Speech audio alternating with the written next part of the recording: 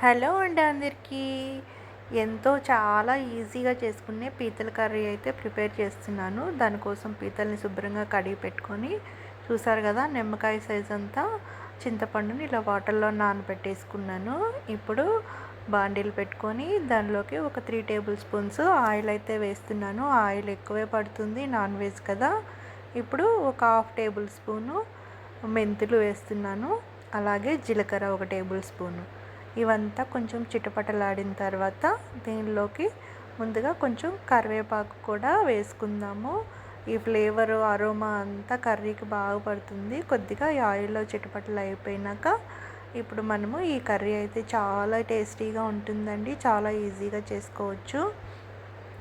కరివేపాకు కూడా ఇట్లా చిటపటలాడినాక ఒక 4 పచ్చిమిర్చి చీల్చి వేసుకుందాము. ఇదైతే ఒక 3 ఆనియన్స్ మీడియం సైజ్వి ఇలా కోర్సుగా గ్రైండ్ చేసుకొని అయితే వేసేస్తున్నాను. ఇదంతా పచ్చివాసన పోయే వరకు వేయించుకోవాలి.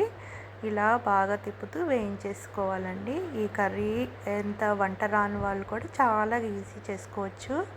అలాగే 1.5 టేబుల్ స్పూను అల్లం వెల్లుల్లి పేస్ట్ కూడా వేసి ఇదంతా పచ్చివాసన పోయే వరకు అయితే వేయించుకోవాలండి. కర్రీ అయితే చాలా టేస్టీగా ఉంటుంది. ఇప్పుడు ఒక 1/2 టేబుల్ స్పూను పసుపు వేసుకోవాలి. అలాగే రుచికి తగినంత ఉప్పు, సాల్ట్ అయితే వేస్తున్నాను.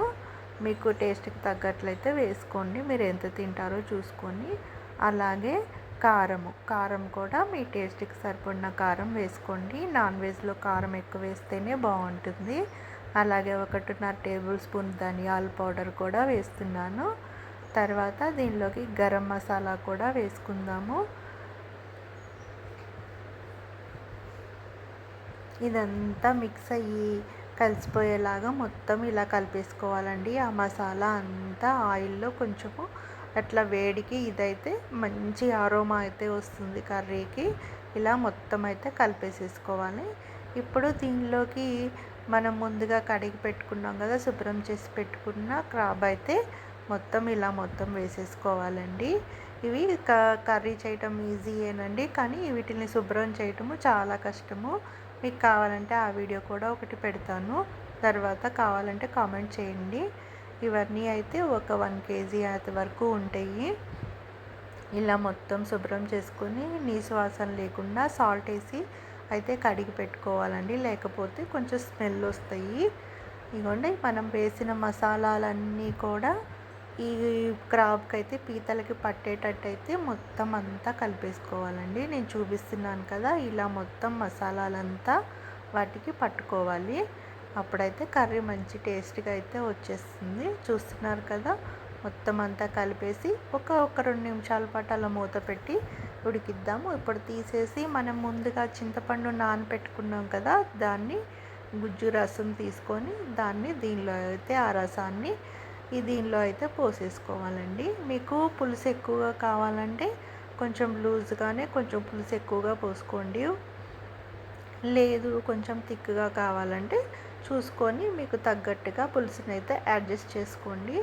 చాలా బాగుంటుందండి కర్రీ. ఈ పులుసులో ఈ ముక్కలన్నీ, ఆ మసాలాలు అన్నీ వీటికి పట్టేసి ముక్క అయితే టేస్టీగా తయారవుతుంది. చూసారు కదా, నేను కొంచెం తక్కువగానే వేశాను.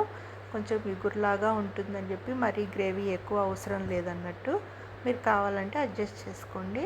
చాలా తొందరగానే ఉడికిపోతుందండి. ఒక 15 నిమిషాల పాటు మీడియం ఫ్లేమ్లో పెట్టేసి ఉడికిచ్చేసుకుంటే మన పీతల కర్రీ అయితే రెడీ అయిపోతుందండి.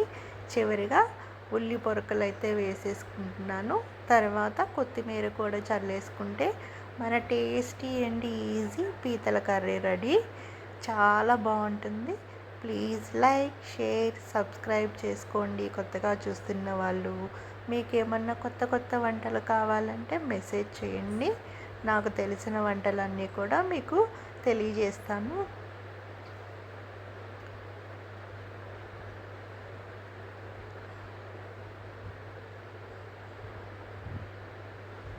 చూసారు కదా, చాలా ఈజీగా అయిపోయింది కదా. కర్రీ కూడా అంతే టేస్టీగా ఉంటుంది వేడి వేడి అన్నంలో వేసుకుంటే.